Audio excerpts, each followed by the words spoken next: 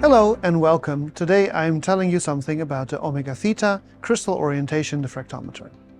The omega theta mostly measures by the azimuthal scan method. In the azimuthal scan, we set the tube and detector to one fixed angle per material and orientation. Then we rotate the sample through at least one 360-degree rotation. We pick the diffraction angle to match special peaks that only show up when the angle of rotation is entirely correct.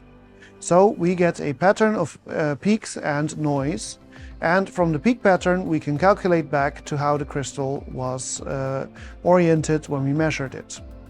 Now, coming to the instrument itself, this is the omega theta. We have the goniometer in here with the tube on the left and the detector on the right. And this whole array moves up and down when we place to adjust the height of to the height of the sample. So if I place a sample here,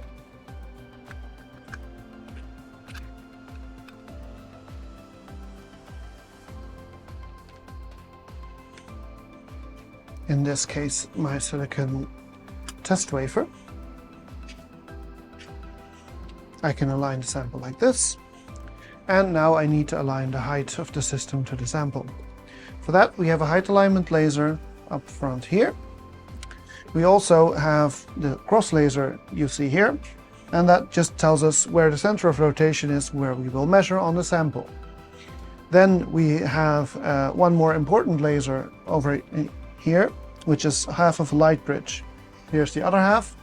And that's to stop the goniometer from running into the table if you somehow miss the sample or cannot detect it. Then there's one more laser in the system, that's the wobble laser. That's in this unit here. It's aligned onto the center of rotation on the sample.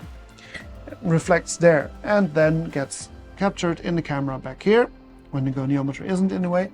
And that will correct for the last bit of table tilt, plus if the top and bottom of our sample are not parallel, this laser tilt will also correct for it. Now we have one more camera in here, a plain webcam up here, and that is just there so we can see remotely into the system, and it makes it much easier to remote support the system in the field. Now, to align the height, the sample is too reflective, so I need to use a highly scientific piece of paper, place it in the center, close the system, unlock the computer, and then I can say move to sample. The goniometer adjusts into the height adjustment position, and now comes moving down. In the back, well, soon you can see the spot from the height adjustment laser coming in. There we go, we have our height found. Now I'm removing the paper again. Close the system. And now we can measure our sample. I just need to select the correct recipe, in this case silicon 001. And it says 8 degrees here. That means we can be 8 degrees away from the silicon 001 axis for this measurement. I press start, and the system now moves the goniometer into the correct position so we can measure the sample. Now I almost have the detector angle, and now it's going to adjust the radius. We're ready, and here it goes. So one warm-up lap, and then we're set to a couple of measurement laps.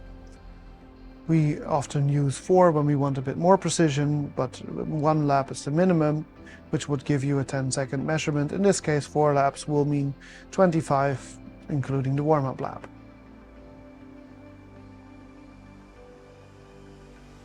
And that's the measurement. Down here we have our peak pattern.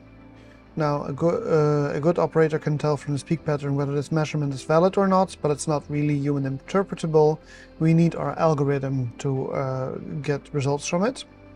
And those results are up here, the stereographic projection. So we see the tilt in a tilt direction from the stop. We see that we can get all the other crystallographic directions calculated and into this projection. Then over here we have the tilt, and tilt magnitude, the tilt direction, COM0 and COM90. Those are the Cartesian representations of the tilt and tilt direction together, so basically turning the tilt into XY coordinates. Then we have the reference offset. The reference offset is the angle between the flat of the wafer and the crystallographic direction that's supposed to be pointing towards it. This is the crystallographic direction in question. And down here we have the laser tilt and laser tilt direction. This compensates for any tilt left in the table and the tilt of the between the top and bottom of the sample. We'll calculate that using the laser surface camera here. So we have a laser that's bounced onto the sample into the camera, where it makes a spot like this. When the sample is slightly tilted, the spot walks around in an ellipse, and we record the center of the spot down here and fit it, and then it tells us which way the sample is tilted macroscopically and how much. So that was the measurement of our silicon wafer. Now I'm going to measure a slightly trickier sample, a calcium fluoride octahedron. Now I'm going to move the goniometer up a little, stop it, then go to motion control and put it in the default position for the goniometer, because currently the detector unit is blocking my cross laser, and if I need to carefully position a sample, I need to know where I will actually be measuring. Okay, once this is done, 1 second, I can open up the system again,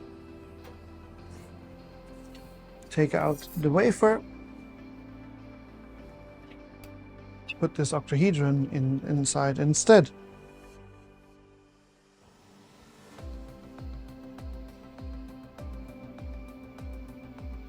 Just have to make sure I align it basically in the middle of the sample.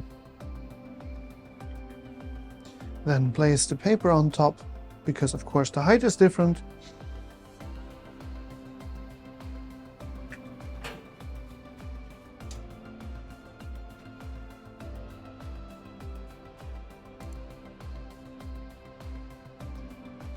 And press move the sample again.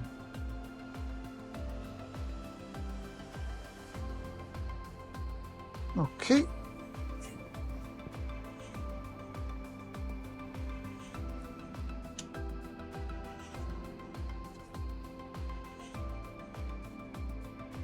And let's see if we can measure like this.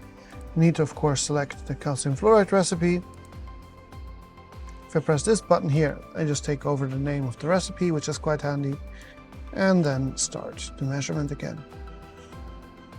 Once again, the goniometer adjusts to match the material.